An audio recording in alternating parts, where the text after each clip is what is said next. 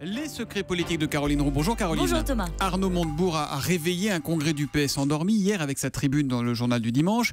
Mais s'il a fait ça, s'il a commis ce texte, Caroline, c'est parce qu'il veut clairement incarner une alternative politique, Montebourg. Et il est heureux de son coup, Arnaud Montebourg. Hier, alors que tous les socialistes dénonçaient sa tribune, il prenait un malin plaisir à raconter qu'il était en train de ramasser des pivoines en Saône-et-Loire avec Aurélie Filippetti. L'un de ses amis s'amusait hier soir de voir que l'ancien ministre avait réussi à mettre, dit-il, le congrès du PS par terre avec une simple tribune.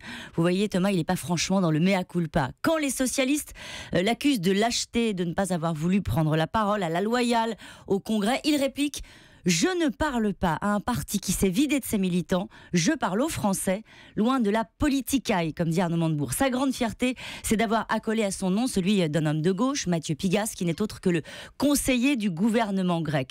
Alors vous le voyez, vous l'avez compris, il ne faut pas se tromper, Arnaud Montebourg n'a pas renoncé à démontrer que le duo Valls-Hollande faisait fausse route. Mais à part gâcher le congrès du PS qu'il a assez bien réussi, hein, ça sert à quoi? Il veut faire quoi, Arnaud Montebourg? Exister, porter une autre ligne et surtout Thomas, laisser dire qu'il a des ambitions présidentielles, même s'il assure que rien n'est encore structuré autour de lui.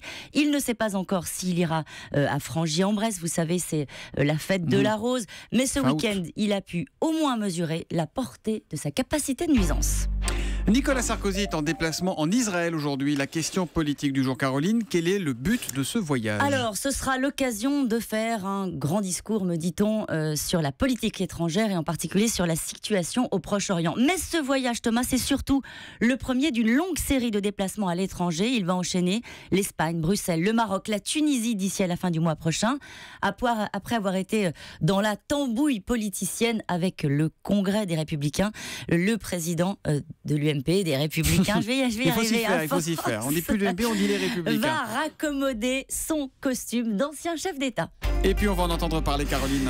Le régime social des indépendants, le rapport demandé par Manuel Valls, lui est remis aujourd'hui avec des propositions concrètes pour réformer un système de couverture maladie qu'il avait lui-même qualifié de désastre. Prochain secret politique avec Caroline Roux, demain à 7h25. À demain, Caroline. Demain.